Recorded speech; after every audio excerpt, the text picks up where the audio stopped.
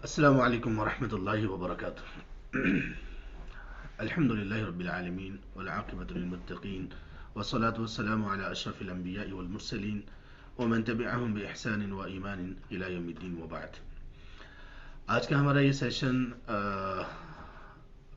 بہت ہی اہم ہے. اس اعتبار سے بھی اہم ہے کہ اس کے لیے بہت سارے لوگ انتظار کر رہے تھے ایک عرصے سے، اور ہم خود بھی اس سیشن کے انتظار میں تھے، اس اعتبار سے کہ اس کے متعلق کچھ نہ کچھ بات لازم کی جائے تاکہ جو ہمارا موقف ہے وہ بھی سامنے آئے، اور اس کے ساتھ ساتھ اگر ہماری بات چیت کی وجہ سے کچھ فائدہ ایسے لوگوں کو ہو جائے جو لوگ اپنے دل میں اصلاح کی اور خیر کی نیت رکھتے ہیں، تو پھر یہ لازمی ہونا چاہیے.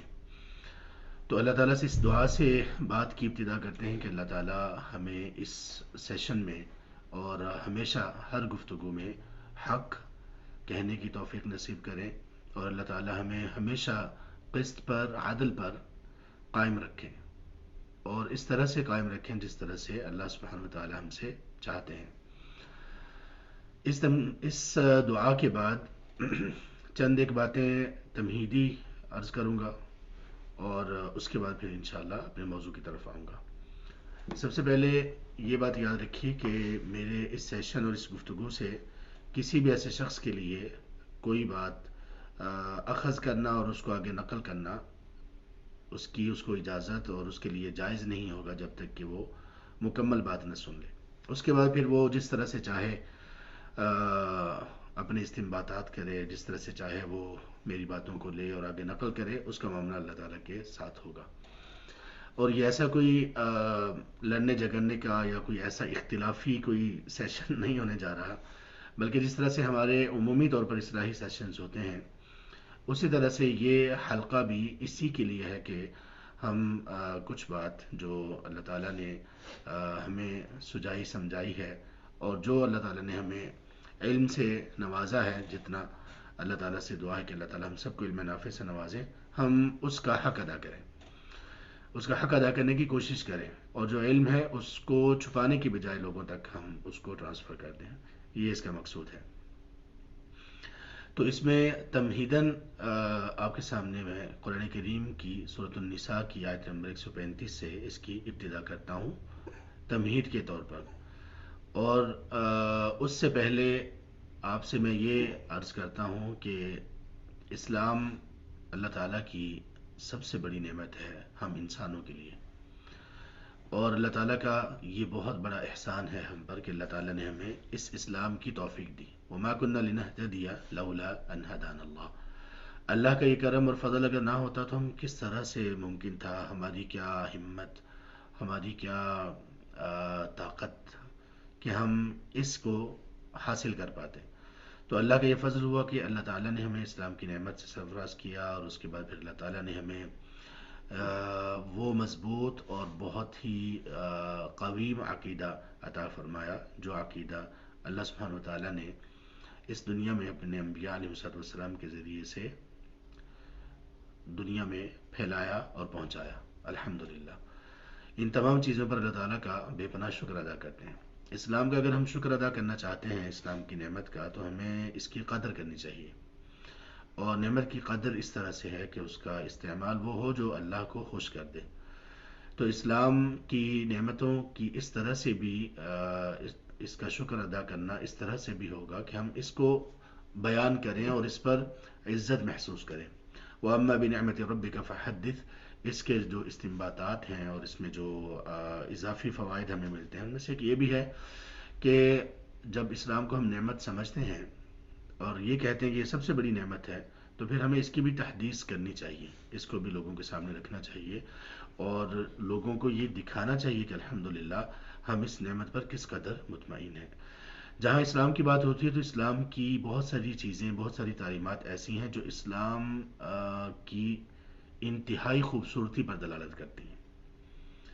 بہت ساری چیزیں ایسی ہیں جو اسلام کی انتہائی خوبصورتی پر دلالت کرنے والی ہیں. ان میں سے ایک چیز ہے اسلام کا نظام عدل.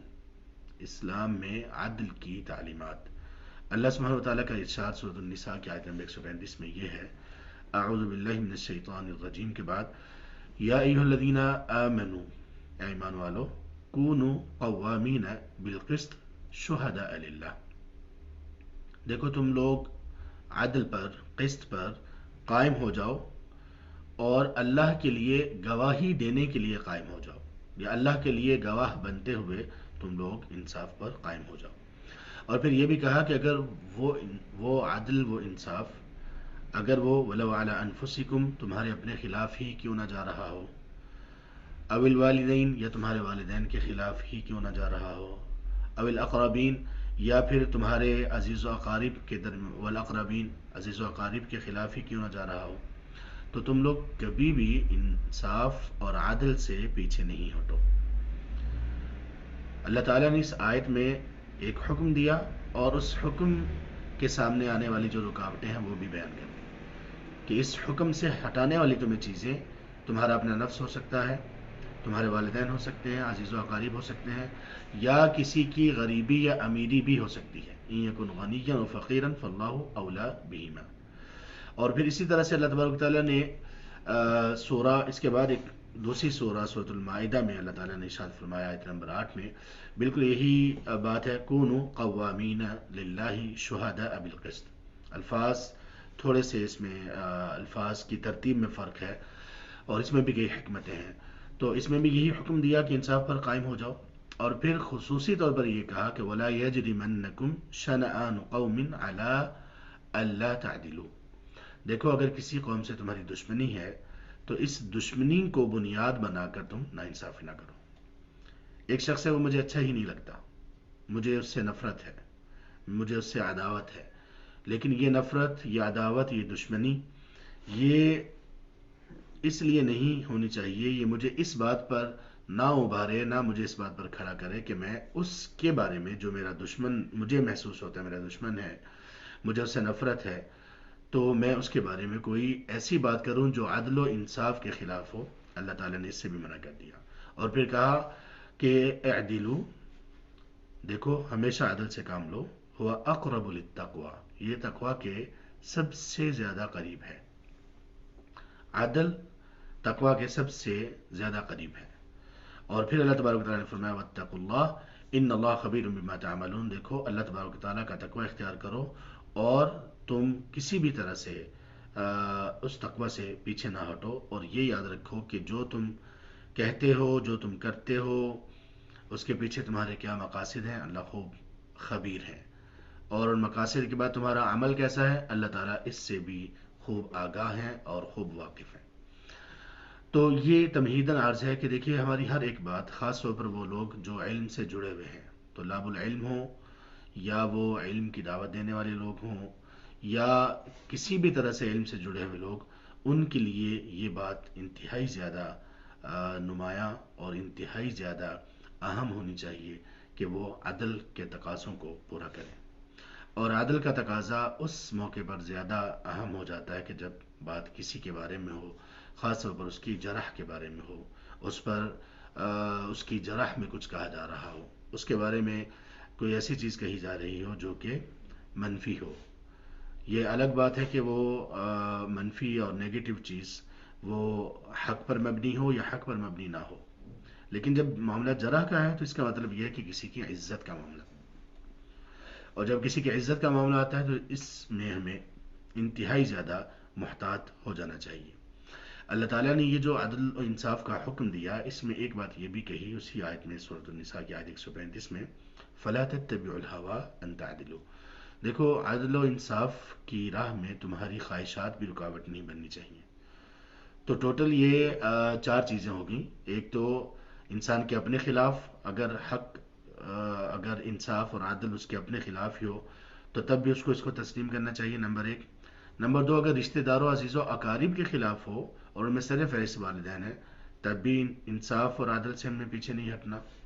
نمبر تین، اپنی خواہشات کی پیروی کرتے ہوئے بھی عدل کا دامن نہیں چھوڑنا، بے شک عدل کی راہ میں رکاوٹ خواہشات ہوں تب بھی ہم عدل کو نہیں چھوڑیں گے، اپنی خواہشات کو روند ڈالیں گے اپنے پاؤں تلے، لیکن ہم عدل و انصاف کا دامن نہیں چھوڑیں گے۔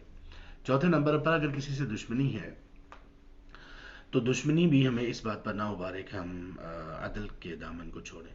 یہاں پر ایک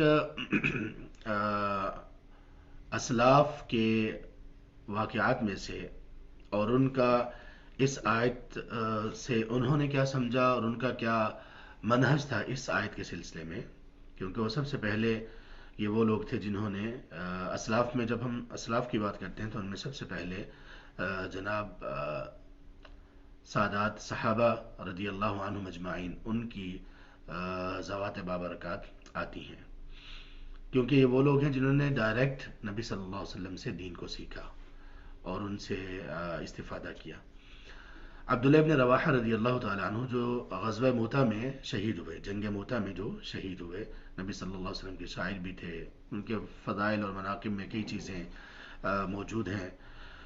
یہ خیبر خیبر کی طرف نبی صلی اللہ علیہ وسلم نے ان کو روانہ کیا یہودیوں سے خراج لینے کے لیے. یہ جو واقعہ ہے یہ امام ابن کثیر رحمہ اللہ نے سورۃ النساء کی آیت 135 یا ایھا الذین آمنوا کونوا قوامین اس کی تفسیر میں نقل کیا. میں صرف اس میں ان کے وہ الفاظ آپ کے سامنے رکھنا چاہتا ہوں کہ یہ لوگ عدل پر کس قدر قائم تھے اور کس طرح سے عدل کی راہ میں انہوں نے نہ کسی کی دشمنی کی پرواہ کی نہ کسی کی محبت کی پرواہ کی. جب یہ وہاں پر گئے تو ان لوگوں نے، یہودیوں نے، کچھ ان کو رشوت دینے کی کوشش کی تاکہ یہ ان کے ساتھ نرمی اختیار کرے. تو انہوں نے ان کے سامنے ایک بات کہی، کہنے لگے کہ واللہ لقد جئتکم من احب الخلق الی، اللہ کی قسم میں تمہارے پاس اس شخص کے پاس سے آ رہا ہوں کہ جو مجھے مخلوقات میں سب سے بڑھ کر محبوب ہے، یعنی محمد رسول اللہ صلی اللہ علیہ وسلم. اور پھر کہا کہ وَلَأَنْتُمْ أَبْغَضُ إِلَيَّ مِنْ أَعْدَادِكُمْ مِنَ الْقِرَدَةِ وَالْخَنَازِيرِ، اور تم لوگ مجھے بندر اور خنازیر سے بھی زیادہ برے لگتے ہو، زیادہ مبغوض ہو. اس لیے کہ قرآن کریم میں بھی اللہ تبارک و تعالیٰ نے ان کے متعلق یہ کہا، اللہ کے متعلق گستاخیاں ان کی، رسول کریم صلی اللہ علیہ وسلم کے متعلق ان کی گستاخیاں، ان سب کی بنیاد پر ان کو یہ کہا گیا. تو کہا مجھے تم لوگوں سے بغض اس سے بھی زیادہ ہے، میں تم لوگوں سے بندر اور خنازیر سے بھی بڑھ کر بغض رکھتا ہوں. یہ بات کہنے کے بعد وہ بات جو بنیاد ہے ہمارے سیشن کی، اور یہ ہر ایک شخص میں، ہر ایک ایمان والے میں یہ بات ہونی چاہیے، کہا وَمَا يَحْمِلُنِي حُبِّي إِيَّاهُ وَبُغْضِي لَكُمْ عَلَىٰ أَلَّا أَعْدِلَ فِيكُمْ، کہا کہ میری رسول اللہ صلی اللہ علیہ وسلم سے محبت اور میری تم لوگوں سے نفرت، ان میں سے کسی بھی چیز نے مجھے اس بات پر نہیں ابھارا، اس پر مجبور نہیں کیا کہ میں تمہارے بارے میں انصاف سے کام نہ لوں. کیا مطلب؟ کہ رسول کریم صلی اللہ علیہ وسلم کی محبت جو مخلوقات میں یعنی اس کائنات میں سب سے بڑھ کر مجھے محبوب ہے، لیکن ان کی محبت کی وجہ سے بھی میں عدل کو نہیں چھوڑ سکتا، اور تم لوگ مجھے سب سے بڑھ کر مبغوض ہو، سب سے بڑھ کر برے لگتے ہو، لیکن اس برے لگنے کی وجہ سے بھی میں تم لوگوں کے بارے میں عدل کو نہیں چھوڑ سکتا. تو ہمیں ایسا ہی ہونا چاہیے. انتہائی قابل احترام سامعین و سامعات، ہمارے بردرز بلیسنگ اور فتنہ، یہ جو موضوع ہے، اس موضوع کا انتخاب اس لیے کیا گیا کہ ہمارے وہ بھائی جو دین کے کام میں مشغول ہیں، اور ہم سب جانتے ہیں کہ میری مراد کون سے لوگ ہیں، وہ دین میں مشغول ہیں اور اپنے اعتبار سے جو دعوت کا کام کر رہے ہیں، ان کے دعوت کے امور میں ہمارے کچھ طلاب العلم کو کچھ باتیں ایسی لگیں کہ جن کی اصلاح ہونی چاہیے. یہاں تک تو بات ٹھیک ہے. اس اصلاح کا طریقہ کار کیا ہونا چاہیے، اس میں پھر آگے اختلاف ہے. کچھ ہمارے بھائیوں نے، طلاب العلم نے مشائخ تک بھی باتیں پہنچائیں کہ یہ اس طرح سے کام کر رہے ہیں، اور کچھ نے خود ہی طلاب العلم نے، جو طلبہ علم ہیں، دینی علم کو سیکھنے والے، سکھانے والے. اور یاد رکھیے کہ طلاب العلم سے میری مراد یہ نہیں ہے کہ جو مدارس میں بھی پڑھنے والے لوگ ہیں. ہم لوگوں نے اپنے اساتذہ سے یہ سیکھا کہ جب ہم مدارس دینیہ سے فارغ ہوئے تو انہوں نے یہ کہا کہ اب آپ لوگوں کو پڑھنے کا طریقہ آ چکا ہے، اب اس کے بعد اب آپ دیکھیں کہ آپ نے کتنا علم حاصل کرنا ہے. تو مدارس میں ہم جو پڑھتے ہیں وہ صرف ایک ایک طریقہ طلب علم ہم سیکھتے ہیں، یا پھر یہ بھی کہا جاتا ہے کہ ہم نے آپ کو مفتاح دے دی، چابی دے دی، علم کا دروازہ آپ کے سامنے ہے، چابی آپ کے پاس ہے، اب آپ کی مرضی ہے کہ آپ کتنا اس دروازے کو کھول کر اس سے علم حاصل کرتے ہو۔ تو اس فراغت کے بعد جو لوگ دعوت میں مشغول ہیں ہمارے بھائی، وہ طلاب العلم ہیں، اگر وہ واقعی ہی طلب علم کی حقیقت کو اپنے اندر سموئے ہوئے ہیں، اور طلب علم واقعی ہی اس پر چلنے کی کوشش کر رہے ہیں کہ مسلسل علم سے وابستہ ہیں، وہ مطالعے میں مصروف بھی ہیں، اپنے علم کو بڑھانے کے لیے بھی کوشاں رہتے ہیں، اور مشائخ کے ساتھ بھی متعلق رہتے ہیں، اور اسی طرح سے علمی امور کے اندر بھی ان کا معاملہ اور ان کی خدمات موجود ہے۔ تو طلاب العلم، انہوں میں سے کچھ نے ہمارے ان بھائیوں پر شدید نقد بھی کیا، غرض ان کی بھی اصلاح تھی بقول ان کے بھی، اور انشاءاللہ ہمیں حسن ظن ہے کہ ان کے دلوں میں بھی اصلاح ہی تھی۔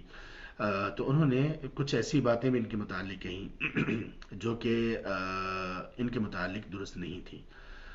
دیکھیے، میرا کسی ایک کو نہ میں ٹارگٹ کر رہا ہوں، اور نہ ہی کسی ایک کے بارے میں یہ میری بات ہے۔ اب ہمارے بھائی، ہم نے میں نے جو اس میں یہ بات کرنا چاہی وہ یہ تھی کہ ہم یہ دیکھیں کہ واقعی ہمارے یہ بھائی جو دعوت کا کام کر رہے ہیں، یہ فتنہ ہے لوگوں کے لیے، جیسے کہ کہا گیا کہ یہ علماء سے متنفر کرنے والے ہیں، جیسے یہ کہا گیا کہ ان کا طریقہ دعوت درست نہیں ہے، یا یہ کہا گیا کہ یہ منہج سلف پر نہیں ہے، یا یہ کہا گیا کہ یہ پلانٹڈ لوگ ہیں، اور ان کا کوئی اور ہی ان کا مقصد ہے، اور اس پر وہ کام کر رہے ہیں۔ تو یہ بات جو لوگ بھی کرتے ہیں، اگر ان کے پاس علم ہے، طلب علم میں وہ لگے ہوئے لوگ ہیں، تو پھر دیکھیے کہ عدل کے تقاضوں کو پورا کرتے ہوئے اگر آپ نے یہ کہا ہے، تو پھر آپ اللہ کے سامنے اس کے جواب دہ ہیں۔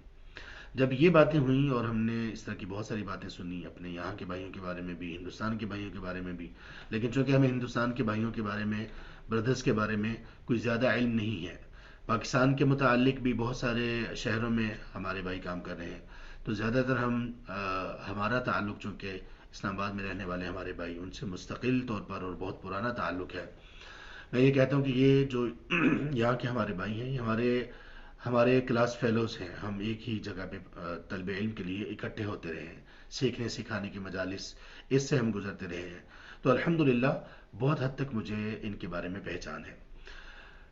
اس کے بعد آنے والی گفتگو میں چند باتیں تو میں اپنے ان بردرز کے لیے کروں گا، ان کی نصیحت کے طور پر، اور الحمدللہ میں نے ان کو ہمیشہ ہی نصیحت کو سننے والا، نصیحت کو قبول کرنے والا، اور نصیحت کو قبول کرنے کے بعد اس نصیحت پر عمل کرنے والا میں نے ان کو پایا ہے الحمدللہ۔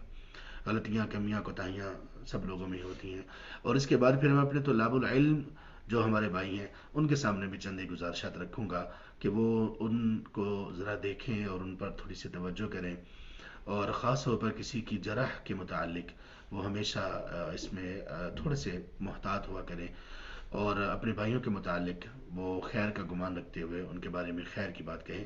انشاءاللہ اس پر میں آتا ہوں۔ پہلے میں اپنے ان بھائیوں سے کہتا ہوں جو دعوت کا کام کرنے والے ہیں، اور اللہ تعالیٰ نے ان کو ایک مقام بھی دیا، مقام بھی عطا کیا، اور ان کو ایک وقار بھی دیا، اور لوگوں کے دلوں میں ان کا ایک قبول رکھ دیا۔ یہاں تک کہ ہم نے دیکھا کہ ابھی چند دن پہلے جو ہمارے ان بھائیوں کا ایک دعوتی قافلہ چلا، جس کو انہوں نے ووک کا نام دیا، ونڈز آف چینج کا نام دیا، تو وہ الحمدللہ اس مرتبہ اس کو دیکھ کر آنکھیں اس قدر ٹھنڈی ہوئیں کہ سبحان اللہ، ان لوگوں میں جن لوگوں کو ہم دیندار ہمارا طبقہ بے دین کہتے ہیں، جن لوگوں کو ہم، اور ہم نے ان کو ایک الگ بالکل کر رکھا ہے، اور ایک ہمارے اور ان کے درمیان خلیج ہے بہت بڑی۔ اس خلیج کو ایک تو ہمارے ان بھائیوں نے کراس کیا اور ان تک پہنچے، اور پھر آنکھیں جس بات سے ٹھنڈی ہوئیں وہ یہ بات تھی کہ ایک طرف وہ لوگ جو گلوکار ہیں، جو سنگرز ہیں، جو فحاشی پھیلانے والے ہیں، وہ لوگ بھی، انہوں نے بھی اپنی ایک کیمپین لانچ کی، اور ان لوگوں نے بھی وزٹ شروع کیا پورے پاکستان کا، اور خاص طور پر انہی لوگوں کو ٹارگٹ کیا جن کو ہمارے یہ بھائی ٹارگٹ کرنے والے ہیں۔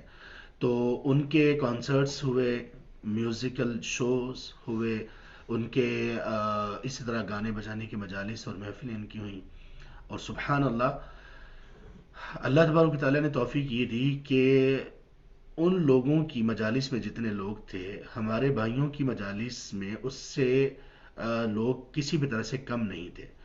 جوش و خروش ان سے کہیں زیادہ تھا ہمارے ان بھائیوں کی مجالس میں شریک ہونے والے لوگوں کا. میرے عزیز اور قابل احترام بھائیوں، میں کثرت کی بات یہاں پہ نہیں کر رہا ہوں، اور مجھے معلوم ہے کہ کثرت کی بنیاد پر کوئی اپنے آپ کو تسلی دینے والا شخص کوئی اتنا عاقل اور دور اندیش نہیں ہوتا. لیکن میں یہ کہہ رہا ہوں کہ جب مقابلہ ہے تو مقابلے میں دیکھیے کہ اللہ سبحانہ و تعالیٰ کے یہ بندے جو قرآن اور سنت کا پیغام لے کر نکلے ہیں غلطیوں کمیوں کوتاہیوں کے ساتھ، اور دوسری طرف وہ لوگ جو کہ علی الاعلان ان الذین یحبون ان تشیع الفاحشۃ فی الذین آمنوا، ایمان والوں میں فحاشی کو پھیلانے کے لیے نکلے علی الاعلان. تو کس طرح سے یہ ان لوگوں کا توڑ کر رہے ہیں، اور کس طرح سے الحمدللہ ان لوگوں کو متوجہ کر رہے ہیں جو ان لوگوں کی مجالس میں جانے والے ہیں. تو یہ جو ان کا ایک سلسلہ ہوا، اس سے الحمدللہ مزید بہت ساری باتیں واضح ہوئیں کہ دعوت کے میدان میں جہاں پہ ضرورت تھی اور کمی تھی وہاں اس کمی کو پورا کیا جا رہا ہے. اس اعتبار سے ہمارے یہ بردرز ہمارے لیے یہ بلیسنگ ہے اللہ سبحانہ و تعالیٰ کی. ہماری ذمہ داری تھی طلاب العلم کی، اہل علم کی، دعات کی، جو علم کی بنیاد پر کام کرنے والے ہیں، پراپر دعات ہیں، علم کو اللہ تبارک و تعالیٰ نے ان کو علم سے نواز رکھا ہے. ان کو چاہیے تھا کہ یعنی ہمیں چاہیے تھا کہ ہم ان جگہوں پر بھی جاتے، یونیورسٹیز میں بھی جاتے، اپنے ان بھائیوں کو، بچوں کو دعوت دیتے، اور خاص طور پر وہ لوگ کہ یہیں سے تو ہی مستقبل کے معمار بن رہے ہیں. یعنی آئندہ آنے والی جو نسل ہے وہ یہاں سے ہو کر آ رہی ہے، اور خاص طور پر یہ وہ جنریشن اور وہ نسل ہے جو کہ اثر انداز ہونے والی ہوتی ہے عام عوام پر، دوسرے لوگوں کی نسبت جو کہ اپنا محنت مزدوری میں لگے ہوئے ہیں یا جو ان کالج اور یونیورسٹیز میں نہیں پڑھتے، نسبتاً میں بات کر رہا ہوں. تو خیر یہ چیزیں بھی الحمدللہ ہم نے دیکھی ہیں، اور اللہ تعالیٰ سے یہ دعا ہے کہ اللہ تعالیٰ ان میں مزید برکت عطا کریں، اور ان میں اگر کوئی کمی کوتاہی رہ گئی تو اللہ تعالیٰ اس کو دور کرنے کی توفیق نصیب کرے. میں اپنے ان بھائیوں سے کہتا ہوں کہ دیکھیں، آپ سب سے پہلے یہ دیکھیں کہ آپ کا وجود کیوں ہے. سب سے پہلی بات بردرز ہمارے یہ دیکھیں کہ آپ کا وجود کیوں ہے، آپ کیسے وجود میں آئے.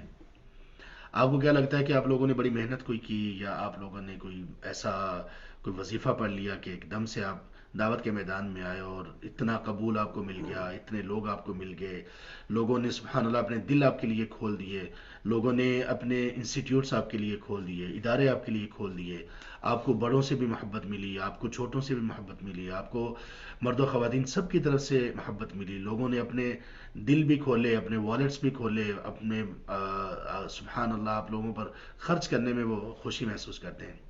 کیا کبھی آپ لوگوں نے محسوس کیا کہ آپ کا وجود کیسے ہوا؟ دیکھیے اللہ سبحانہ و تعالی کے سارے کام بڑے حکمت والے ہیں، اور یہ بات طے شدہ ہے، وَكَانَ أَمْرُ اللَّهِ مَفْعُولًا، یہ کام اللہ سبحانہ و تعالیٰ کا یہ طے شدہ ہے کہ اللہ تعالیٰ نے اپنے دین کا کام لینا ہے. اس دین کی دعوت کو دنیا کے ہر ایک گھر تک پہنچانا ہے. یہ اللہ سبحانہ و تعالیٰ کا وعدہ بھی ہے، اور نبی صلی اللہ علیہ وسلم کی پیشین گوئی بھی ہے، یہ ہو کر رہے گا. اب اس کام کے سلسلے میں اللہ کن لوگوں سے کام لیتے ہیں یہ اللہ کی مرضی ہے. امام بخاری رحمہ اللہ نے اپنی صحیح بخاری میں ایک باب قائم کیا، اس باب کا عنوان ہے ان اللہ یؤید ھذا الدین بالرجل الفاسق، کہ اللہ تعالیٰ فاسق کے ذریعے سے بھی اس دین کے کام کو لے گا. دین کا کام اللہ تعالیٰ فاسقین فاجر لوگوں سے بھی لے گا. اور یہاں پر وہ ہمیشہ مجھے علامہ اقبال کا وہ شعر یاد آتا ہے جو انہوں نے جو فردوس بری جن لوگوں نے بنائی تھی، اور حسن بن صبا کے جو روحانی تھے وارثین، ان لوگوں نے ایک ایسی جگہ پر جو کہ بہت ہی خوبصورت تھی، پہاڑی علاقہ تھا، خوبصورت تھا، سرسبز و شاداب تھا، وہاں پر فردوس بری کے نام سے یعنی ایک جنت کے نام سے ایک بہت ہی خوبصورت ایک جگہ تیار کی، اور وہاں پر لوگوں کو لاتے اور ان کو حشیش پلاتے تھے، اور اس طرح سے ان کو اپنا بنا لیتے، اور ان کے ذریعے سے فدائی کاروائیاں یعنی موت کے حملے، خود کش حملے کروایا کرتے تھے اپنے دشمنوں پر. اور ان میں سے کچھ لوگوں نے سلطان صلاح الدین ایوبی پر بھی 2-3 مرتبہ حملہ کیا، کہ کیونکہ یہ حشیش کے عادی ہو چکے ہوتے تھے، ایک قسم کا یہ نشہ تھا. ان کو تاریخ میں حشیشیین بھی کہا گیا، فدائیین بھی کہا گیا. تو یہ فتنہ مسلمانوں پر قریب 2 صدیوں تک طاری رہا. کوئی سد باب نہیں ہو سکا اس فتنے کا، سبحان اللہ. اور بڑا شدید فتنہ تھا. یعنی دشمن ہے یہ، اور اپنے دشمن پر حملہ کرتے ہیں اور اپنی جان بھی قربان کر دیتے ہیں، اپنی جان کو بھی قربان کر دیتے ہیں. اسی طرح سے ان کو تیار کیا گیا. لیکن پھر کچھ لوگوں نے ان کی وہ جو بنائی ہوئی جنت سی تھی اس کی اینٹ سے اینٹ بجا دی اور بالکل تباہ و برباد کر کے نیست و نابود کر کے رکھ دیا. اور یہ کن لوگوں نے کیا تھا؟ یہ کوئی مسلمان نہیں تھے. یہ کون لوگ تھے؟ یہ تاتاری تھے. تاتاری. کس لیے کیا؟ کوئی اسلام کی محبت میں نہیں کیا، بلکہ اپنی جو ان کی جو فطرت تھی، وہ ایک چنگیزی فطرت، وہ ایک مار دھاڑ کی فطرت، بس یہ سامنے آئے، ان کو بھی انہوں نے نہیں چھوڑا. تو یہاں پر علامہ اقبال نے ایک شعر کہا کہ یہ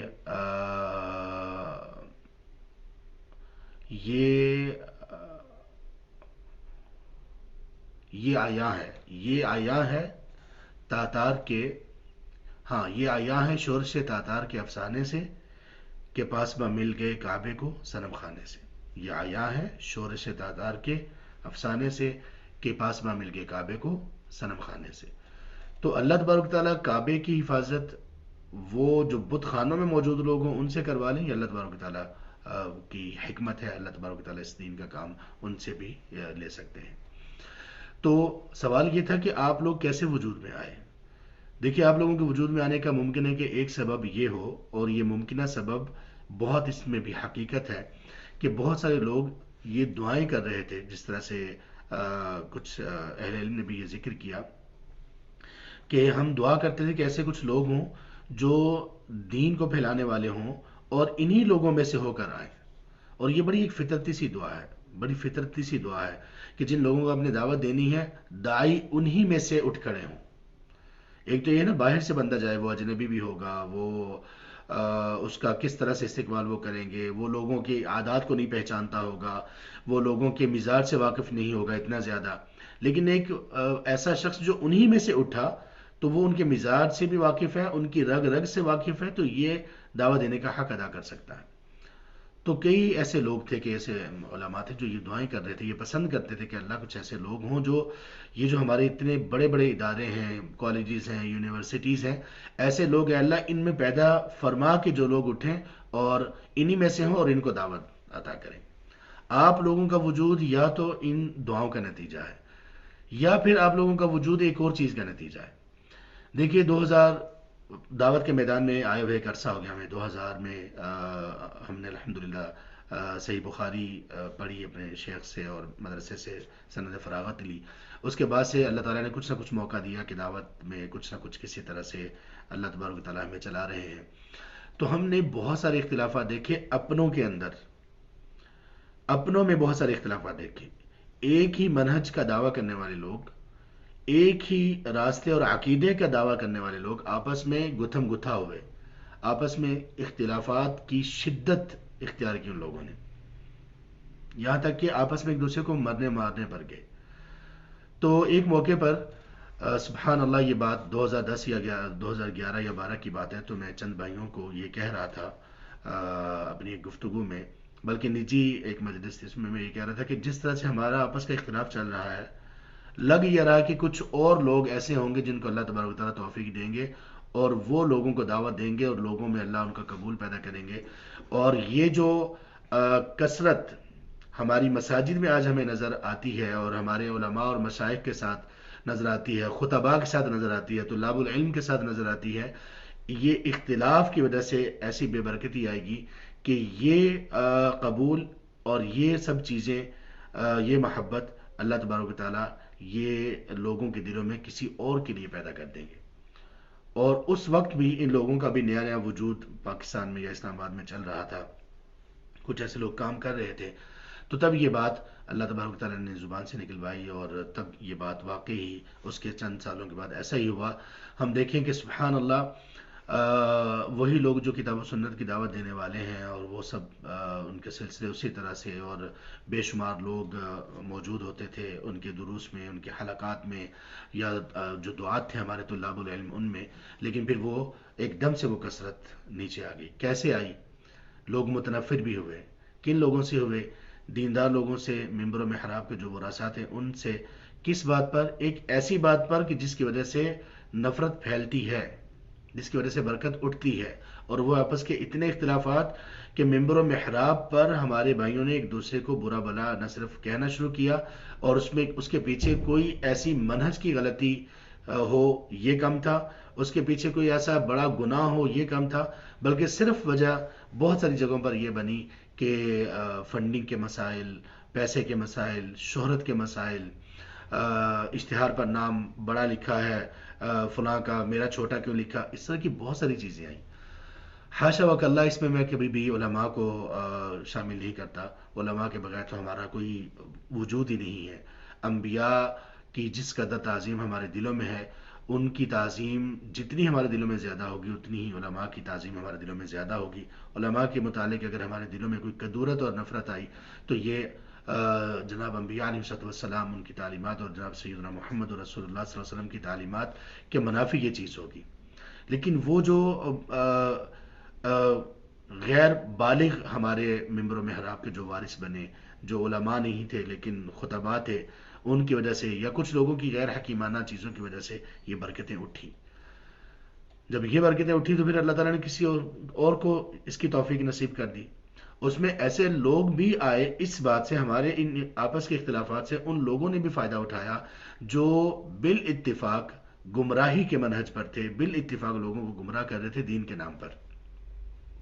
جیسے ہمارے ہاں بہت ساری ایسی چیزیں ہیں، جیسے وہ ایک محمد شیخ کا فتنہ، وہ ایک مرتبہ چلا، اللہ تعالیٰ نے اس کو بھی توڑا، اس کا زور ٹوٹ گیا۔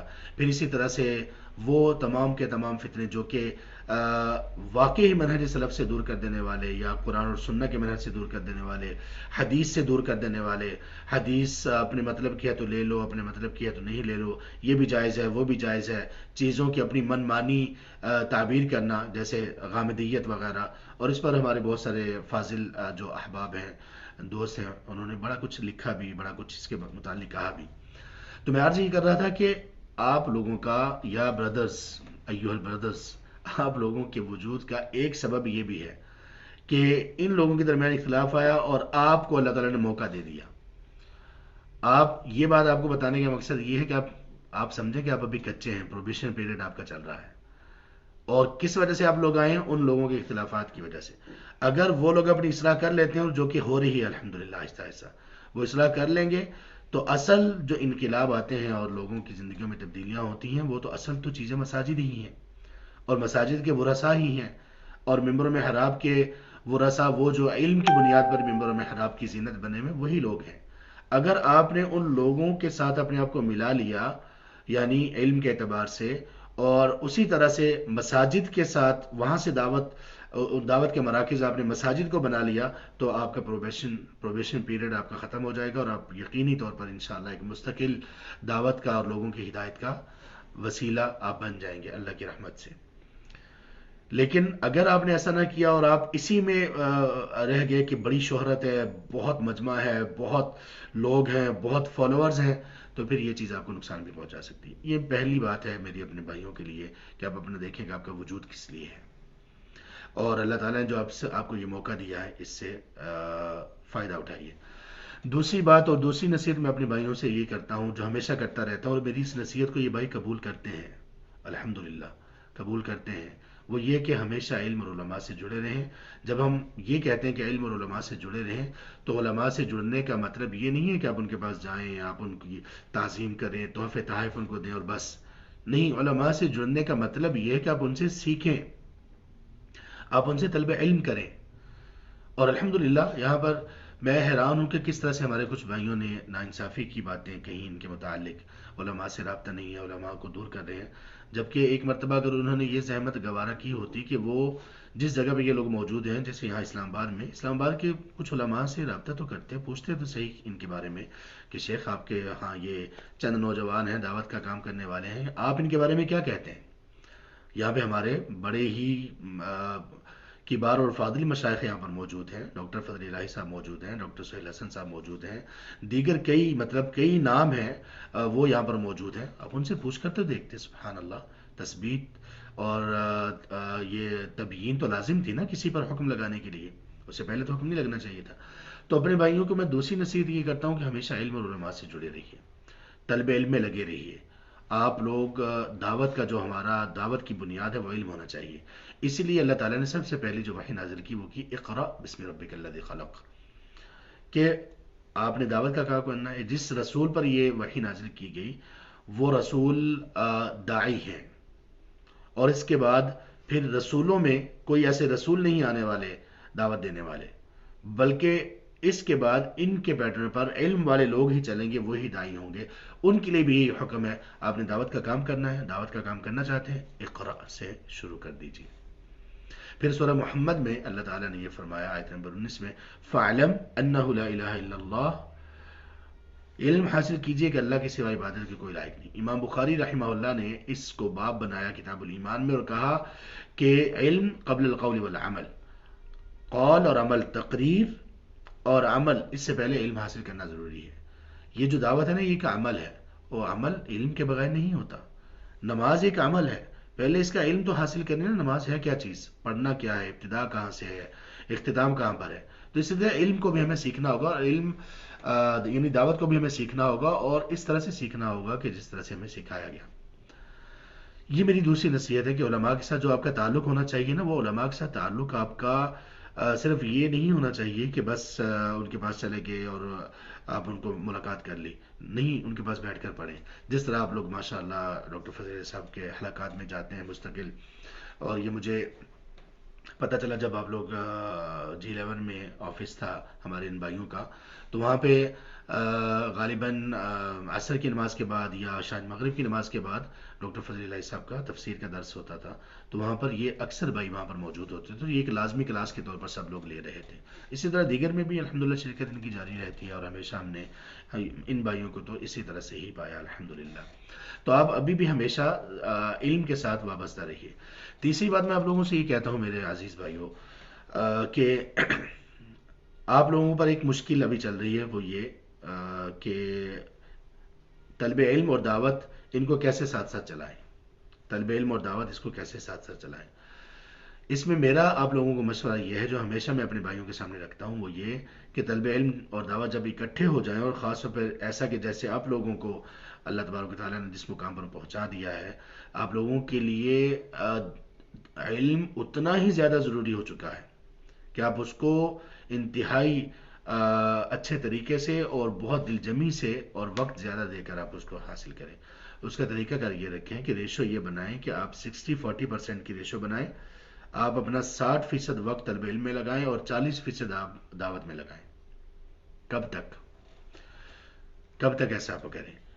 آپ ایسا تب تک کریں جب تک کم از کم آپ قرآن کریم کی پوری تفسیر کسی استاذ، کسی شیخ، کسی واقعی پڑھے ہوئے اور مستند عالم سے پوری تفسیر نہ پڑھ لیں، اور حدیث کی کوئی ایک پوری کتاب نہ پڑھ لیں، اور عقیدہ منہج کی کوئی ایک پوری کتاب نہ پڑھ لیں، تب تک آپ، لگتا یہ ہے، مجھے یہ لگتا ہے کہ ہمارے ان بھائیوں کے لیے جو دعوت کا کام کرنے والے ہیں، ان میں بہنیں بھی شامل ہیں، کم از کم ان 3 چیزوں سے تو یہ گزر جائیں۔ ان 3 چیزوں سے گزرنے کے بعد آپ علامہ، فہامہ اور مفتی نہیں بنیں گے، بلکہ آپ لوگوں کے سامنے اسلام کی ایک مکمل صورت پہ سامنے آ جائے گی۔ اور انشاءاللہ یہ صرف ان 3 چیزوں سے گزرنے کی وجہ سے آپ لوگ کتنے زیادہ سبحان اللہ فتنوں سے محفوظ رہیں گے، اور کتنے فتنوں کا مقابلہ کرنے کے لیے آپ بہترین طور پر اپنے آپ کو تیار پائیں گے۔ یہ 3 چیزیں ہوں گی۔ چوتھی چیز یہ ہے کہ دعوت عمل کی بھی ہوتی ہے، اور عمل کی دعوت بہت بڑی دعوت ہوتی ہے۔ عمل میں آپ لوگ نماز ہمیشہ اس کو فرسٹ پریورٹی پہ رکھیں، ہمیشہ اس کو اولین ترجیح دیں۔ نمازوں کے اوقات کے سلسلے میں، نمازوں کے پڑھنے کے سلسلے میں، نمازوں کے پہلے اور بعد والے نوافل کے سلسلے میں، اور الحمدللہ میں نے آپ میں سے کئی بھائیوں کو اس پر بڑا اچھا پختہ پایا ہے۔ اللہ تعالیٰ جن لوگوں کی کمی کوتاہی ہے، سستی ہے، اس کو بھی دور کر دے۔ نمازوں کے معاملے میں اپنے آپ کو بہت محتاط رکھیں، اور عبادات کے معاملے میں اپنے آپ کو بہت محتاط رکھیں۔ جتنی اللہ آپ کو شہرت دے رہے ہیں اسی طرح سے آپ اپنے آپ کو اللہ کا شکر بھی اسی طرح سے ہی ادا کریں. نبی صلی اللہ علیہ وسلم جو رات اتنا لمبا قیام کیا کرتے تھے کہ آپ کے پاؤں میں ورم آ جایا کرتا تھا، تو آپ صلی اللہ علیہ وسلم یہ کہا کرتے تھے جب آپ سے یہ کہا گیا کہ اللہ تبارک و تعالیٰ نے تو آپ کے پہلے بات کے ساری ہی لغزشیں اللہ نے معاف فرما دی ہیں، تو پھر اتنی تکلیف کیوں؟ تو آپ کہا کرتے تھے افلا اکون عبدا شکورا، کیا میں اللہ کا شکر گزار بندہ نہ بنوں جس نے مجھ پر اتنا کرم کیا؟ تو عمل سے، عمل میں ایک تو وہ عمل جو آپ کا اور اللہ سے متعلق ہے اس کو پختہ کریں. دوسرے نمبر پر اپنے عمل میں جو لوگوں کے سامنے آپ اپنا عمل لے کر آتے ہیں اس میں کچھ چیزوں کی میں آپ کو نشاندہی کرتا ہوں، اور اس میں ممکن ہے کہ میری رائے آپ لوگ اس کو کس حد تک لیتے ہیں آپ نے مجھے معلوم ہے، دوسرے علماء سے بھی اس کے متعلق پوچھا ہوا ہے. لیکن ایک بات یاد رکھیے کہ اسلام کا جو عمومی مزاج ہے اپنی شخصیت کو نمایاں کرنے کے اعتبار سے، وہ یہ ہے کہ ہمارے اندر، ہمارے قول و فعل میں، کھانے پینے میں، اٹھنے بیٹھنے میں، اوڑھنے میں، ضروریات کو پورا کرنے کے بعد، ضروریات کو پورا کرنے کے بعد ہمارے اندر سادگی ہونی چاہیے. ہم اسی پر اپنی قوم کی بھی تربیت ہمیں کرنی چاہیے، سادگی پر. دیکھیں جہاں پر ضرورت ہے وہاں پر تو ٹھیک ہے، اور یہ آپ کا اور اللہ کا معاملہ کی ضرورت کہاں پر ہے. ورنہ لوگوں کو آپ سادگی کی طرف لے کر آئیں، لوگوں کو آپ لے کر آئیں فقر کی طرف. وہ فقر نہیں جو فتنہ بن جاتا ہے، بلکہ وہ جو لیوش لائف کے مقابلے میں ہے. یعنی آپ لوگوں کو دیکھ کر لوگ یہ سپنے نہ دیکھیں، یہ خواب نہ دیکھیں کہ سبحان اللہ دائی تو یہ ہوا نا، ایسی گاڑی ہو اور ایسی بائک ہو اور ایسے کپڑے ہوں اور ایسا یہ ہو ایسا فلاں ہو. یہ لوگوں کے ذہن میں نہ آئے، بلکہ وہ ایک جو ادنا سا بندہ ہے جس کے پاس سائیکل بھی نہیں ہے، وہ بھی کہے کہ میں بھی دائی بن سکتا ہوں آپ کو دیکھ کر. جہاں آپ کی ضرورت ہے آپ کو اپنے آپ کو نمایاں کرنے کی، کوئی حرج کی بات نہیں ہے، آپ نمایاں کیجیے اپنے آپ کو. نبی صلی اللہ علیہ وسلم اور اس کے بعد وہ بہترین جو لوگ تھے وہ سب مختلف مواقع پر اپنے آپ کو بہترین لباس سے ملبوس کرنا، اور کچھ لوگوں کے پاس جانے کے لیے یا کچھ لوگوں سے ملاقات کے لیے بہترین قسم کا لباس پہننا، یہ اپنی جگہ پر صحابہ کے ایسے بہت ساری ایسے اعمال ہمیں ملتے ہیں. نبی صلی اللہ علیہ وسلم بھی اس طرح سے کیا کرتے تھے. ضرورت جہاں پر ہے، دعوت کی ضرورت ہے اپنی جگہ پر. لیکن ایک بات یاد رکھیں، اس امت میں جو نمایاں فتنے نبی صلی اللہ علیہ وسلم نے ذکر کیے ہیں ان میں خواتین کا فتنہ، اس اعتبار سے کہ کوئی تعلقات میں غلطی نہ کرے، کوئی دائی تعلقات غلط نہ بنائے. ہماری بہنیں اس پہ پریشان نہ ہوں. آپ لوگ کی جو ذات، اس کو جو فتنہ کہا گیا وہ آپ کی حفاظت کے لیے آپ کو کہا گیا کہ آپ لوگوں کے سلسلے میں مردوں کی آزمائش ہے. تو اس میں دیکھیں، اپنے تعلقات کو دیکھیں، اپنے روابط کو دیکھیں.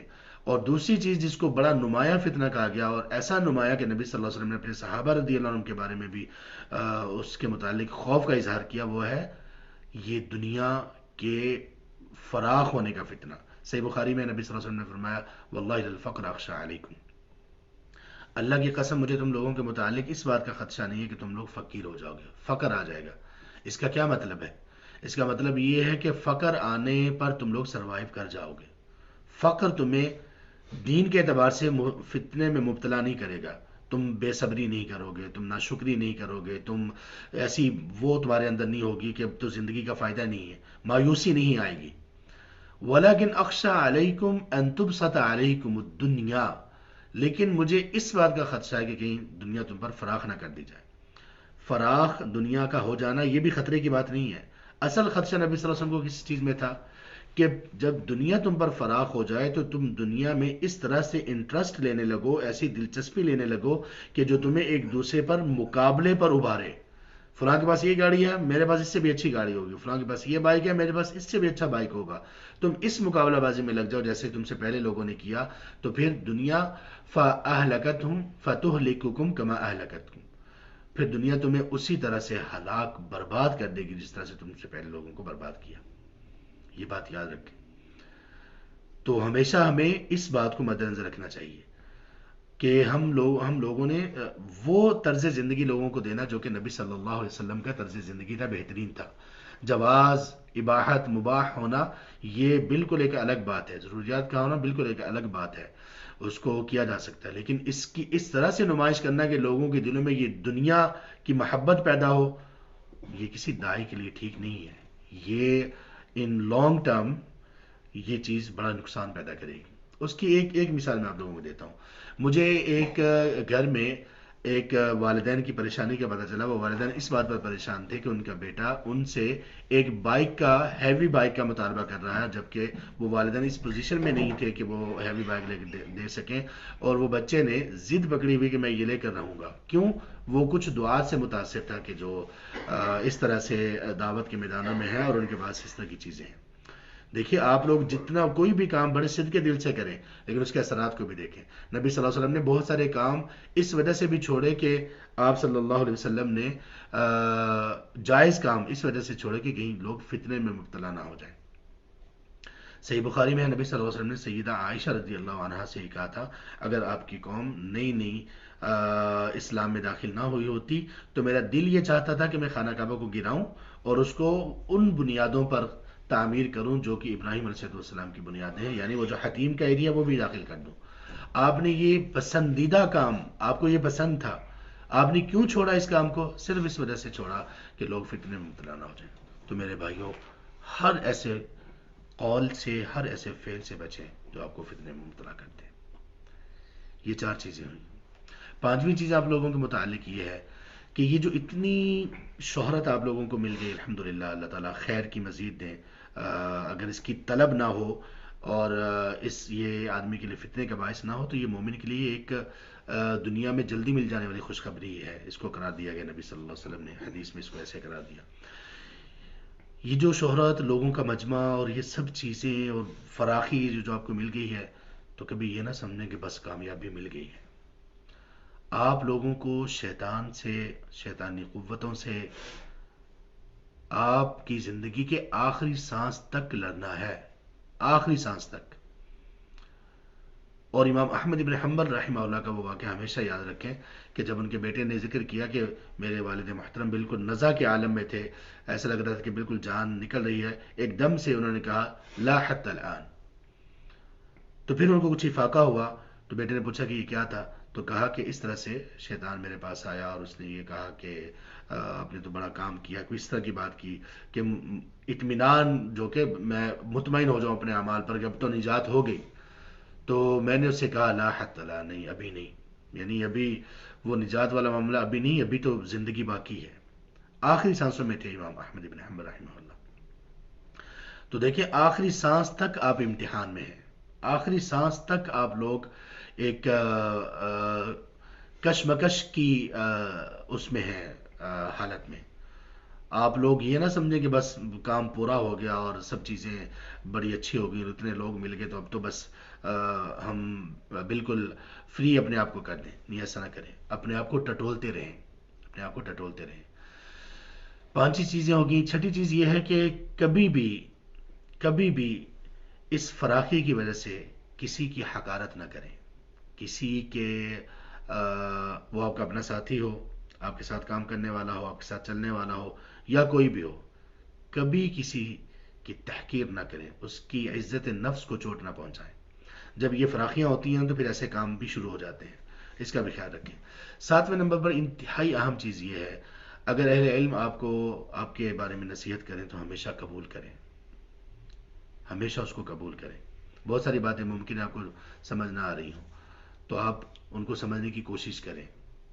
اس طرح سے آپ سوچیں کہ ممکن ہے کہ ہمیں ابھی جلدی سمجھ نہ آ رہی ہو، آ جائے گی، اس کو قبول کریں، اس کے مقابلے میں کھڑے ہونے کی کوشش نہ کریں۔ الحمدللہ آپ لوگ نہیں کھڑے ہوتے، میں نے آپ لوگوں کو ایسا نہیں پایا، ہمارے یہاں کے جو بھائی ہیں، لیکن جہاں پر بھی آپ ہمارے ایسے جہاں پر بھی بھائی کام کر رہے ہیں، کبھی بھی مقابلے میں آنے کی کوشش نہ کریں، یہاں تک کہ اپنے مخالفین کے بارے میں بھی مقابلے میں آنے کی کوشش نہ کریں۔ ان کے جواب میں آپ کا کام ہونا چاہیے۔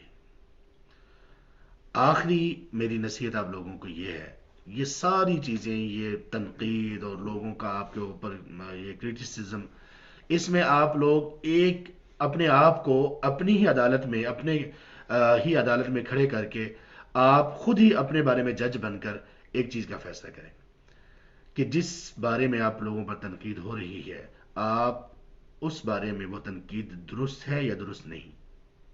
اگر درست نہیں، بے فکر ہو جائیے، کام بہترین طریقے سے کیجیے، اللہ کی مدد کے ساتھ کیجیے، پھر کوئی پرواہ نہ کیجیے، کوئی ہیوی ویٹ بھی آپ کے مخالف ہے، کوئی مسئلہ نہیں۔ لیکن اگر جہاں آپ کو یہ معلوم ہوتا ہے کہ نہیں میری غلطی ہے، تو دیکھیں سدھار لے غلطی کو، اللہ بہت برکت عطا کریں گے۔ اور یہ بات، یہ ہم نے کہاں سے اخذ کی؟ سیدہ عائشہ رضی اللہ عنہ کے واقعے سے، جب ان پر تہمت لگی اور ابھی تک ان کی برات کا اللہ تعالیٰ نے فرامین اور آیات نازل نہیں کی تھی، نبی صلی اللہ علیہ وسلم بھی انتہائی پریشان تھے، اور نبی صلی اللہ علیہ وسلم نے ان سے یہ کہا تھا عائشہ رضی اللہ عنہ سے، یا عائشہ، یہ صحیح بخاری میں ہے، انک لو الممت بالذنب فاستغفر اللہ، اے عائشہ دیکھو، اگر گناہ کو کوئی قصد ایسی کوئی بات بھی ہوئی تھی نا، تو اللہ سے استغفار کر لو، اس لیے کہ اللہ تبارک و تعالیٰ کی طرف جب بندہ رجوع کرتا ہے اور گناہ سے رجوع کر لیتا ہے، تو وہ ایسے ہی ہے جیسے اس نے گناہ کیا ہی نہیں ہے۔ یا کون کس کو کہہ رہا ہے، اس پر ذرا غور کریں۔ تو اس لیے لوگوں کی تنقید، بے شک کسی نے تنقید کرنے میں طریقہ اچھا استعمال نہیں کیا، کوئی بات نہیں، تنقید کرنے میں ایسا طریقہ استعمال کر دیا کہ جس میں آپ کو لگا کہ میری سبکی ہوئی ہے، میری عزت نفس پر حرف آیا، کوئی بات نہیں۔ آپ دیکھیں کہ وہ کریٹیسزم، وہ تنقید ٹھیک تھی یا نہیں تھی؟ اگر ٹھیک تھی تو اپنے آپ کی اصلاح کر لیں، اگر وہ درست نہیں تھی پھر الحمدللہ کہہ کے اپنے کام کو جاری رکھیں۔ اللہ آپ لوگوں کو بہت زیادہ برکت عطا کرے، اور اللہ تبارک و تعالیٰ آپ لوگوں کو خیر پر قائم رکھے۔ اس کے بعد میں اپنے طلاب العلم کو، جو ہمارے ان بھائیوں کے بارے میں بات کرنا چاہتے ہیں، ظاہر ہے کہ وہ بھی اللہ تبارک و تعالیٰ کے ہاں جواب دہ ہیں۔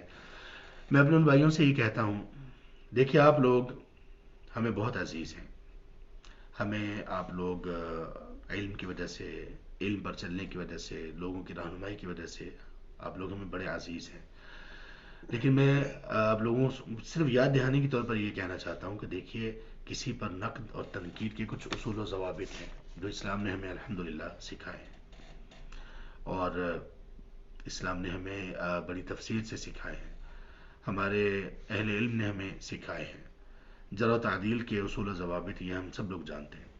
تو میں گزارش یہ کروں گا کہ کسی کے بارے میں بھی رائے قائم کرتے ہوئے، اپنے طلاب العلم سے کسی کے بارے میں بھی رائے قائم کرتے ہوئے، اللہ کے لیے جلدی نہ کیجیے، بالکل جلدی نہ کیجیے، تھوڑا وقت دیجیے، تھوڑا دیکھیے کہ وہ کیا ہو رہا ہے، کیا چل رہا ہے۔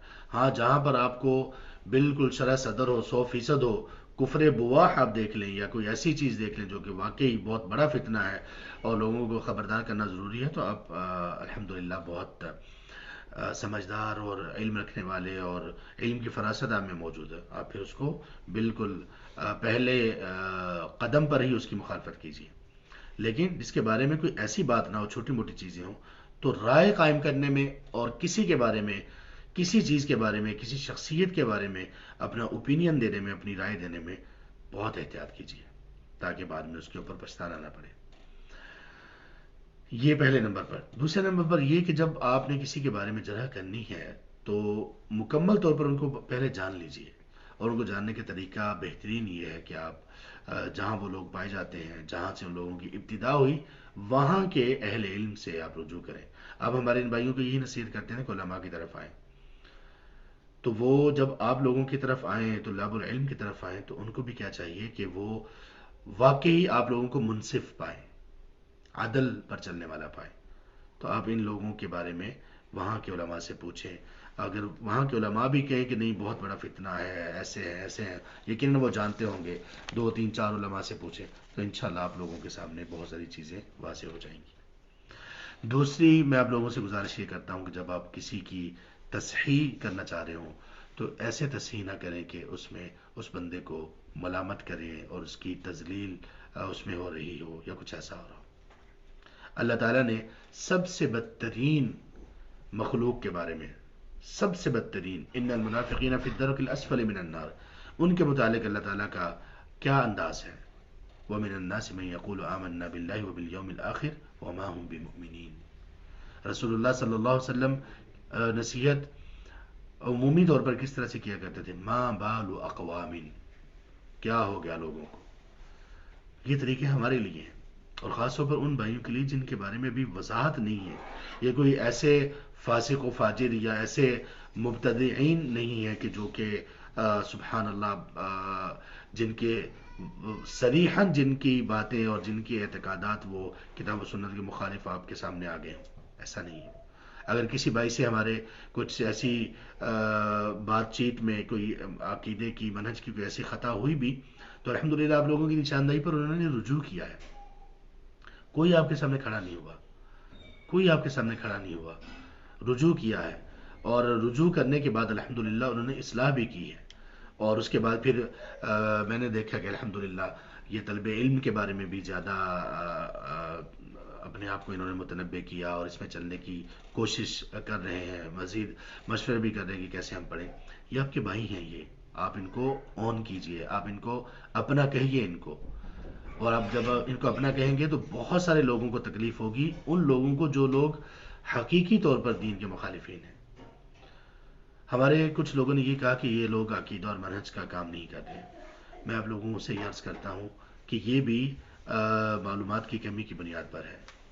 آپ نے کبھی یہ سنا کہ یونیورسٹیز میں وہاں کے لوگوں میں دوران پروگرام ایک دو تین چار نہیں بلکہ کئی لوگوں کے گلوں سے اور ہاتھوں سے تعویذ اتروائے گئے ہوں ان کی مرضی سے ان کو کنونس کر کے اور وہیں سامنے ان کو ضائع کیا گیا ہو اور ان کو بتایا گیا ہو کہ یہ سب چیزیں غلط ہیں. ہمارے یہ بھائی کرتے رہے ہیں. ایک دو تین چار مرتبہ نہیں کیا بلکہ اتنی مرتبہ اتنی یونیورسٹیز میں کیا ہے کہ ہود بائے جیسے اور اس طرح کے جو صریحاً اسلام کے دشمن ہیں اللہ کے منکر ہیں ان لوگوں نے یہ کہا کہ یہ کون لوگ ہیں جو یونیورسٹیوں میں پھر رہے ہیں دندناتے پھر رہے ہیں. نکالو ان کو یونیورسٹیز سے. لیکن ان کو بھی کسی نے نہیں سنی. الحمدللہ. آپ یہ تصور کر سکتے ہیں اس سے بڑھ کر عقیدے کی اور کیا بات ہوگی. تو یہ سب چیزیں ہمارے بہت سارے بھائیوں کے ہمارے طلاب العلم ان کے علم میں نہیں ہے یا ہمارے جو کچھ مشائخ ہیں ان تک بھی یہ باتیں نہیں پہنچائی گئی. کتاب و سنت کی طرف بلانے والے یہ لوگ ہیں. قرآن کے حلقات کو ترویج دینے والے یہ ہمارے یہ بھائی ہیں. تو ان کے بارے میں جب بھی یہ اس طرح کی کوئی بات ہو کوئی نشاندہی کوئی آپ کو ہو کہ یہ ٹھیک نہیں چل رہے سبحان اللہ تھوڑا سا ان کو بلا لیں ان کے پاس چلے جائیں. نصیحت اس طرح سے کر لیں. نرمی کا معاملہ کریں. رسول اللہ صلی اللہ علیہ وسلم نے جو فرمایا کہ فلیس منا جس بندے نے جو ملم یرحم صغیرنا ولم یعقر کبیرنا آپ کے یہ چھوٹے ہیں آپ ان پر شفقت کیجیے. اور نبی صلی اللہ علیہ وسلم ہاں آپ دیکھیے آپ کہتے ہیں کہ ابھی یہ علم میں کمزور ہے. جو شخص علم میں کمزور ہو وہ تو زیادہ مستحق ہے نرمی کا. نبی صلی اللہ علیہ وسلم نے اس شخص کو کیا کہا جس نے مسجد میں آ کر ایک طرف ہو کر پیشاب کرنا شروع کر دیا. آپ صلی اللہ علیہ وسلم نے اس کو کیا کہا جو نماز میں ہی جب چھینک آئی اور اس پر انہوں نے کچھ اور الحمدللہ کی بجائے کچھ اور کلمات کہے اور لوگوں نے کچھ جب رسپانس دیا تو کیسے انہوں نے وہ ان کا رد عمل کیسا تھا. اور پھر آپ صلی اللہ علیہ وسلم نے بعد میں کس بہترین طریقے سے ان کو سمجھایا. تو نرمی کیجیے اپنے ان بھائیوں سے. یہ ہمارے بھائی ہیں. یہ ہمارے لیے بلیسنگ ہے. اللہ تعالیٰ کی بلیسنگ ہے. یہ رحمت اللہ تعالیٰ کی. ان کو مزید جہاں جہاں پر آپ کمی محسوس کرتے ہیں آپ ان کو ایڈ دیجیے. آپ ان کو طاقت فراہم کیجیے تاکہ یہ اتنی مضبوطی کے ساتھ باطل قوتوں کے ساتھ ٹکرائیں اور وہاں پر جا کر ٹکرائیں کہ جہاں پر ہمارا جانا آپ کا جانا ممکن ہی نہیں ہے. ہم جا ہی نہیں سکتے وہاں پر. اسالیب دعوت ہے نا. دعوت کے اسلوب ہیں کچھ.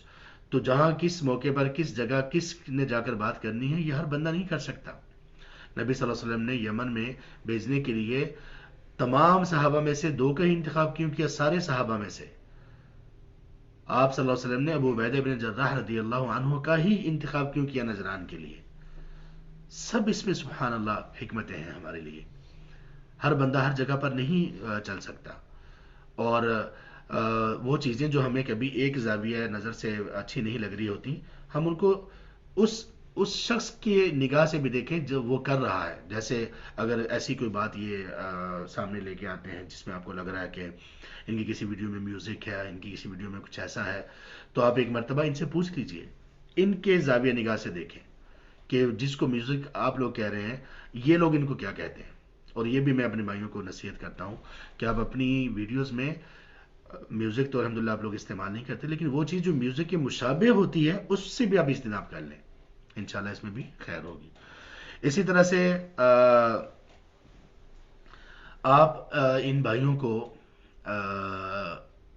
طلب علم کے اعتبار سے اور دعوت کے اعتبار سے جو اللہ نے آپ کو علم سے نواز رکھے، ان کو مفید مشوروں سے نوازیں. ان کو بتائیں کہ کس طرح سے آپ دعوت کا کام کر سکتے ہیں. آپ ان کو بلائیں اپنے پاس، آپ ان کی دعوت کریں، آپ ان کو کہیں کہ آپ ہمارے پاس تشریف لائیں، ہم آپ کو سکھاتے ہیں.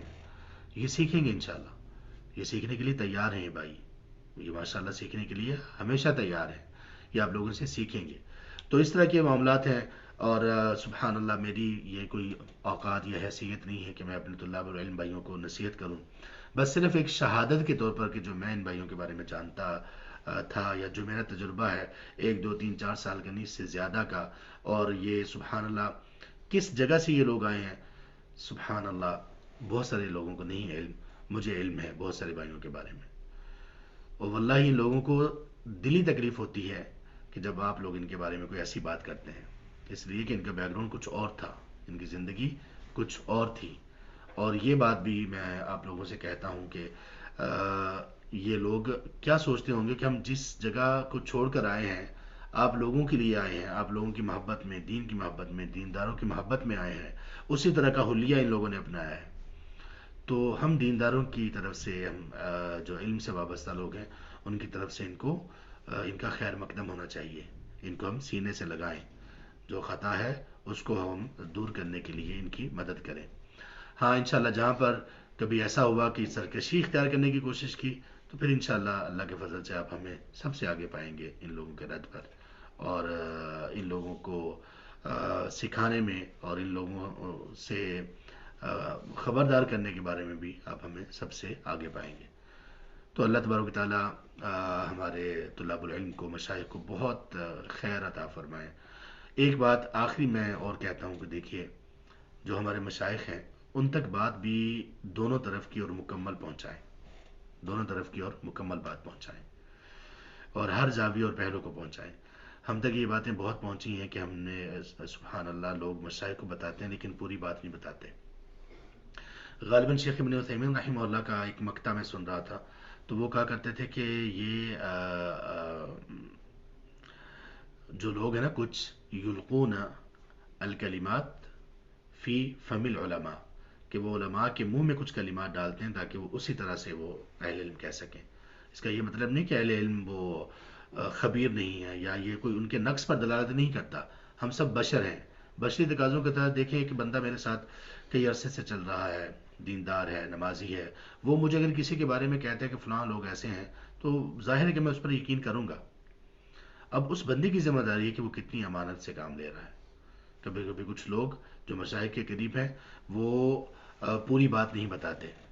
پوری بات بتائیں میرے بھائیوں، بلکہ ان سے کہیں کہ ہمارے یہ بھائی ہیں، ان کو آپ بھی نصیحت کریں اور آپ بھی ان کو دعاؤں میں یاد رکھیں. بہت ساری باتیں تھیں جو میں نصیحت کرنا چاہتا تھا، لیکن اپنی کم آئے گی اور یہ کہ طلاب العلم کو کیسے نصیحت کی جائے. ورنہ کچھ چیزیں تھیں مزید بھی جو اسلاف سے اور ان کے تعامل سے میں نے کچھ جمع کی تھی کہ میں آپ بھائیوں کے سامنے رکھوں کہ وہ کیا کیا کرتے تھے. شیخ الاسلام ابن تیمیہ رحمہ اللہ کی بہت سارے تعامل وہ ہمارے سامنے موجود تھے. ایک بھائی نے یہ کہا کہ یہ جو ان کی پچھلی زندگی ہے اس کا ہمیں حوالہ نہ دو، کوئی مسئلہ نہیں ہے، ہم ایسے ہی کریں گے. اللہ نہ کرے اگر یہ واپس بھی اس طرف لوٹ گئے تو ہمیں کوئی پرواہ نہیں ہے. نہیں بھائیو، ایسا نہیں ہونا چاہیے. شیخ الاسلام ابن تیمیہ رحمہ اللہ ایک مرتبہ گزر رہے تھے، غالباً ابن القیم رحمہ اللہ اس کے راوی ہیں، تاتاریوں پر سے وہ شراب پی رہے تھے، ایک دوسرے پر گر رہے تھے اور بےہودہ گوئی کر رہے تھے. تو شیخ الاسلام ابن تیمیہ رحمہ اللہ ان کے پاس سے گزر گئے. تو انہوں نے پوچھا ان کے شاگرد نے، غالباً ابن القیم رحمہ اللہ نے، کہ شیخ آپ تو انکار کرتے ہیں، آج آپ نے انکار نہیں کیا، یعنی ان کو آپ نے نصیحت نہیں کی، آپ نے ان کو بگایا نہیں، آپ نے ڈانٹا نہیں. بڑے ہمت والے تھے شیخ الاسلام ابن تیمیہ رحمہ اللہ. تو آپ کا جواب یہ تھا کہ کس طرح سے ان کو یہاں سے بگاتا میں، تاکہ یہ جا کر لوگوں کی گھروں میں داخل ہوں اور ان کی عزتوں کو پامال کریں. یہاں پر یہ جو گناہ کر رہے ہیں، یہ گناہ ان کا ان تک ہی ہے. تو اچھا ہے کہ یہ اپنے اسی گناہ میں غرق رہیں اور وہاں تک نہ جائیں اور وہاں تک جا کر دوسروں کو یہ خراب نہ کریں. کیا مطلب؟ جو ضرر ہے اس میں جو زیادہ بڑا ضرر ہے اس سے تو ہمیشہ بچنا ہی بچنا ہے ہم نے. اگر آپ اللہ نہ کرے ایسا ہے کہ آپ کو لگتا ہے کہ بہت ہی معاملہ خراب ہے، تو آپ نے اس چیز کا بھی خیال رکھنا ہے کہ کہیں یہ معاملہ اس سے زیادہ خرابی کا شکار نہ ہو، بلکہ کیا ہو، اصلاح کا ہو، اور یہ اصلاح کرنا ہی ہم پر فرض ہے، یہی ہمارا آپس کا تعلق ہے۔ انما المؤمنون اخوہ فاصلحوا بین اخویکم واتقوا اللہ لعلکم ترحمون۔ اسی پر میں اپنی بات کا اختتام کرتا ہوں۔ آپ سب لوگوں کو اللہ تعالیٰ خیر پر سلامت رکھیں، اللہ ہمیں علم نافع دیں، اللہ تعالیٰ ہمیں عدل پر قائم کر دیں، اللہ تبارک و تعالیٰ ہمیں علم اور علماء، ان کی تعظیم، قدر و منزلت پہچاننے کی، ان سے محبت کرنے کی، ان سے استفادہ کرنے کی، ان سے علم حاصل کرنے کی اللہ تعالیٰ ہمیں بہت توفیق سے نوازیں، اور اللہ تبارک و تعالیٰ ہم سے راضی ہو جائیں، اور اللہ تعالیٰ ہر فتنے سے ہمیں محفوظ رکھیں، وہ فتنے ظاہری ہوں یا باطنی ہوں۔ جزاکم اللہ خیر، بارک اللہ فیکم، والسلام علیکم ورحمۃ اللہ وبرکاتہ۔ سبحانک اللہم وبحمدک، اشہد ان لا الہ الا انت، استغفرک واتوب الیک۔